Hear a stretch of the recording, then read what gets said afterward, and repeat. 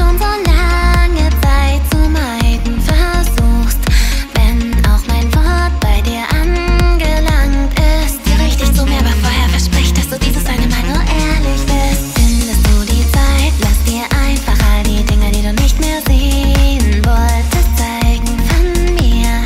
Siehst du mir zu, folge meinem Schritt und kämpfe dich dagegen an, halt an meiner Hand fest, öffne deine Augen, schau. In der Welt ist viel, wovon ich gar nicht sehe. Nenn mich ein Kind, nur weil ich's nicht verstehe. Solange ich mir an deinem Herzen nicht ehrlich bleib, muss das für mich alles nicht so wichtig sein. Ja, du meinst es immer gut, doch ich weiß selbst genau, was ich da tue. Ich sehe dein Lächeln, aber höre dich leise weinen und hab sie So that doesn't require a lot of work either, and there's no guard. So these you can just basically crank out in large numbers to ready an army, and the thick spine also makes it potentially more robust than the jet. Compare the two side by side. Over time, the Dao slowly replaced the jet on the battlefield. You have an arsenal ledger from Team BCE where you have the short weapons listed, and 2/5 of them were Gen and 3/5 were Dao.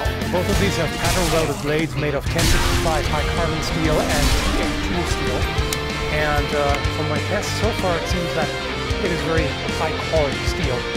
The scabbards are made of ebony. The grips are wood with silk wrapping, and fittings are brass. These are astonishingly light, especially the infantry Daos. The original weighed 481 grams, or almost exactly a pound, and this here is the same.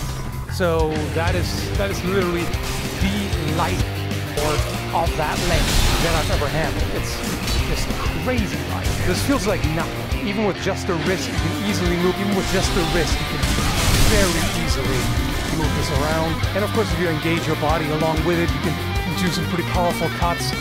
So this is very, very agile. The cavalry Dao is also exceptionally light for its length. It weighs more overall, of course. But it's a very long blade. And it's got very thin frame. And this, of course, quite a bit more heft. It's still maneuverable, but not as nimble as the infantry Dao, of course. It uses from horseback, you have to be able to reach infantry on the ground. So as far as the cutting performance is concerned, they both do well. However, I can definitely feel the lightweight on this one. It's fast, but it just doesn't have a lot of mass. So you need to really kind of drive it through with a bit more force. They cut all the way.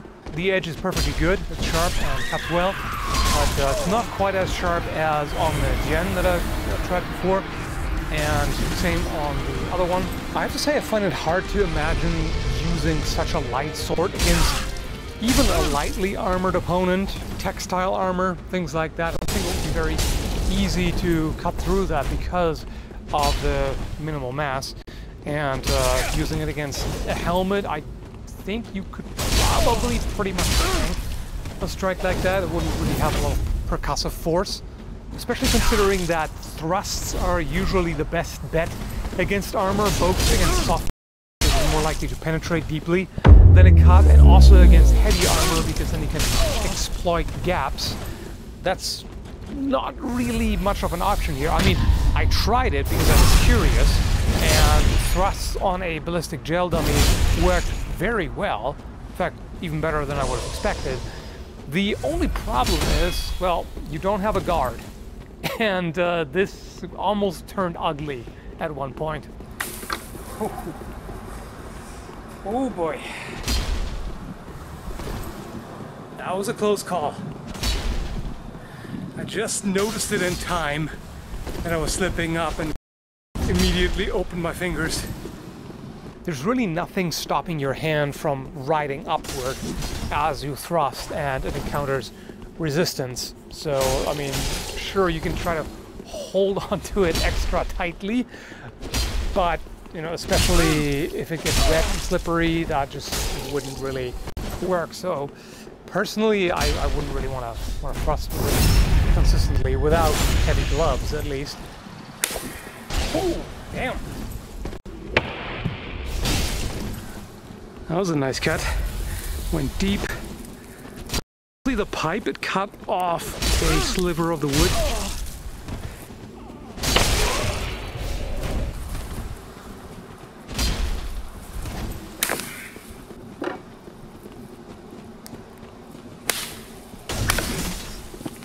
With these hard hits, it's doing very well.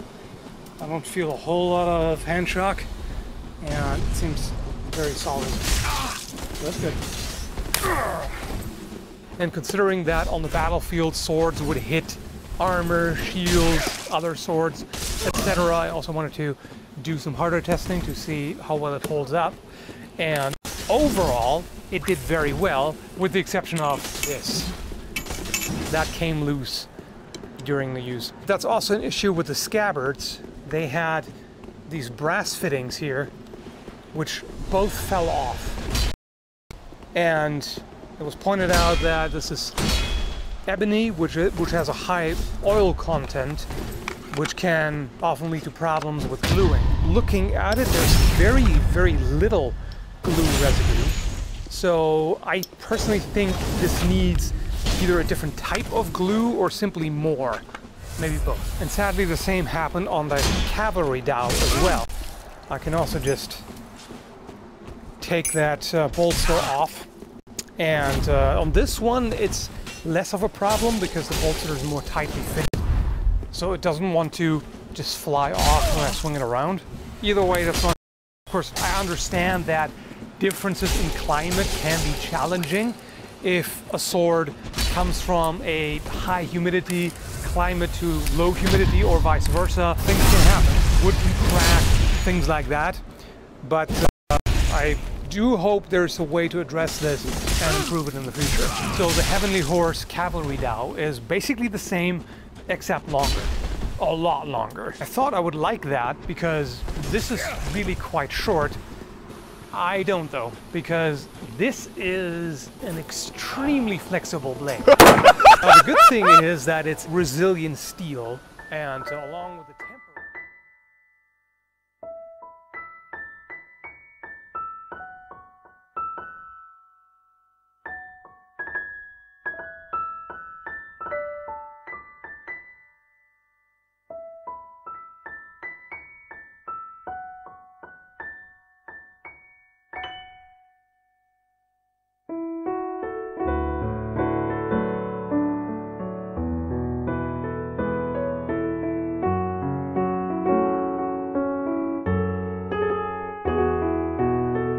To serve you as a knight.